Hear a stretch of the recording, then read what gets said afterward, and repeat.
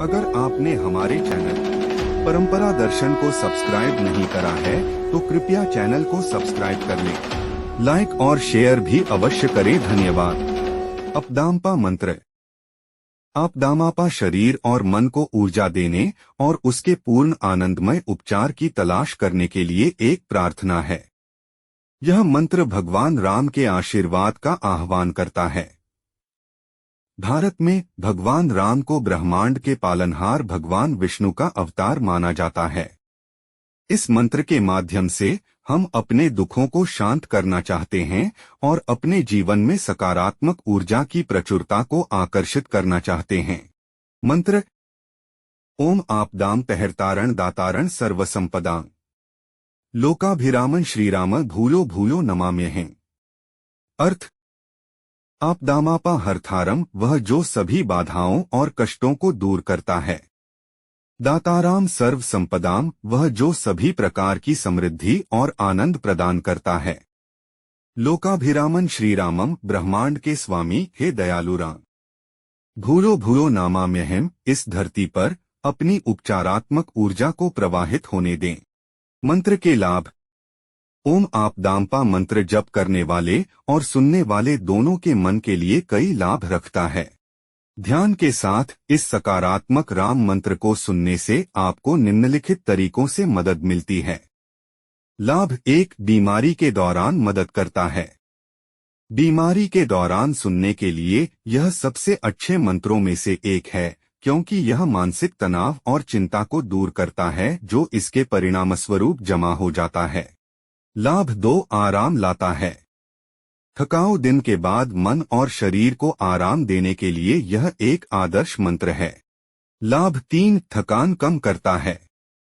नियमित अभ्यास से मंत्र शरीर की थकान और थकावट की प्रवृत्ति को कम करने में मदद कर सकता है। मंत्र का इतिहास। यह संस्कृत मंत्र भगवान राम के बारे में सबसे शक्तिशाली प्राचीन मंत्रों में से एक है। भारतीय पौराणिक कथाओं में राम को सभी प्राणियों का दयालु और धर्मी उपचारक माना जाता है। परंपरागत रूप से मंत्र का जाप किसी व्यक्ति के शारीरिक और भावनात्मक दोनों तरह के दुख और दर्द को दूर करने के लिए किया जाता है। राम हमारे सौर जाल चक्र यानी मणिपुर चक्र के संतुलन से जुड़ी ध्वनि भी है। इसलिए यह मंत्र चक्र उपचार प्रक्रिया का एक महत्वपूर्ण हिस्सा है और अक्सर ऊर्जा और बीमारी से मुक्ति के लिए 108 बार तक इसका जाप किया जाता है। अगर आपने हमारे चैनल परंपरा दर्शन को सब्सक्राइब नहीं करा है तो कृपया चैनल को सब्सक्राइब कर लें। लाइक और शेयर भी अवश्य करें। धन्यवाद।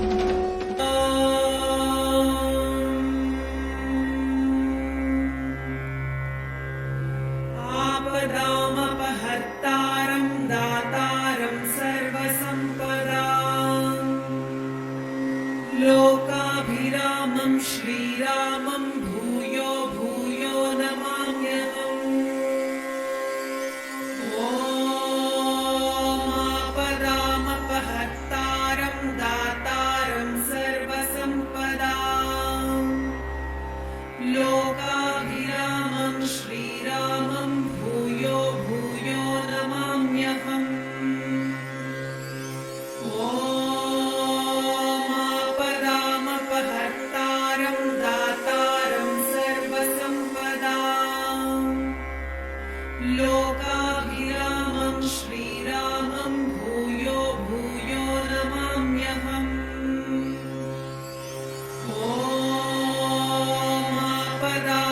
आपदामपहर्तारं दातारं सर्वसम्पदां लोकाभिरामं श्रीरामं भूयो भूयो नमाम्यहम्।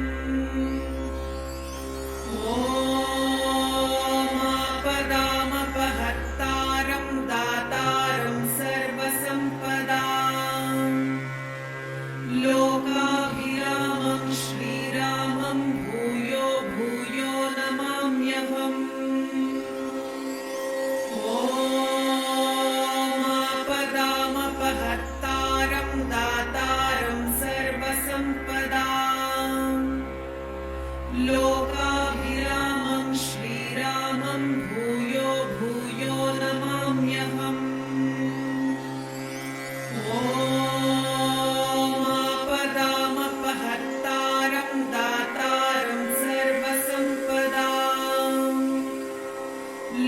लोकाभिरामं श्रीरामं भूयो भूयो नमाम्यहम्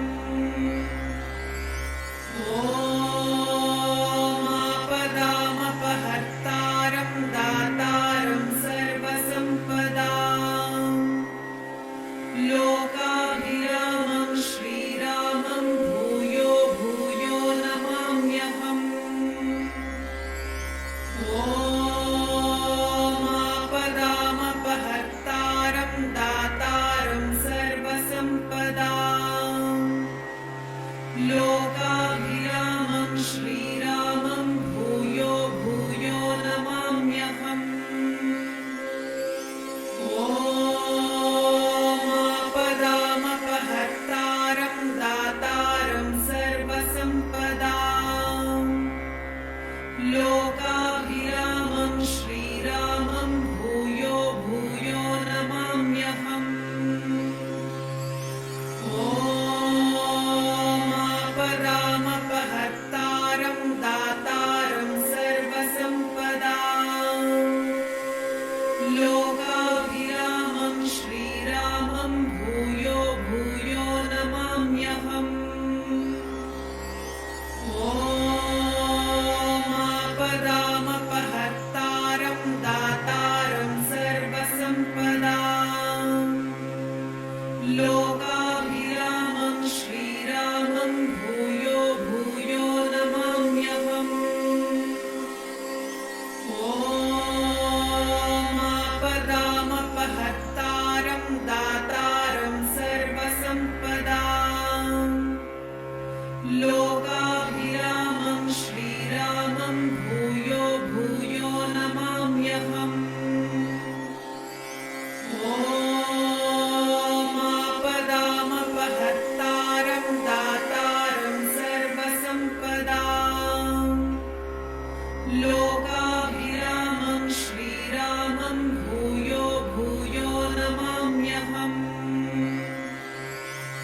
ॐ आपदामपहर्तारं दातारं सर्वसम्पदां लोकाभिरामं श्रीरामं भूयो भूयो नमाम्यहम् ॐ आपदामपहर्तारं दातारं सर्वसम्पदां लोकाभिरामं श्रीरामं भूयो भूयो नमाम्यहम् ॐ आपदामपहर्तारं दातारं सर्वसम्पदां लोकाभिरामं श्रीरामं भूयो भूयो नमाम्यहम् ॐ आपदामपहर्तारं दातारं सर्वसम्पदां लोकाभिरामं श्रीरामं भूयो भूयो नमाम्यहम् ॐ आपदामपहर्तारं दातारं सर्वसम्पदां लोकाभिरामं श्रीरामं भूयो भूयो नमाम्यहम् ॐ आपदामपहर्तारं दातारं सर्वसम्पदां लोकाभिरामं श्रीरामं भूयो भूयो नमाम्यहम् ॐ आपदामपहर्तारं दातारं सर्वसम्पदां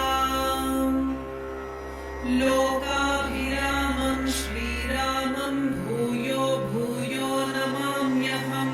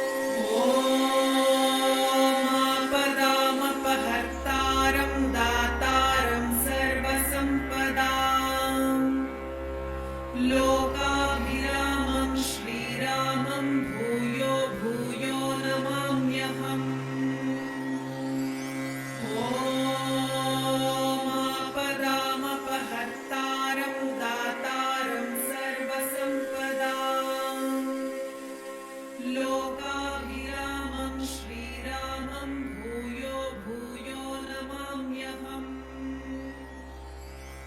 ॐ आपदामपहर्तारं दातारं सर्वसम्पदाम् लोकाभिरामम्। वीडियो देखने के लिए धन्यवाद। कृपया लाइक, सब्सक्राइब और शेयर करें।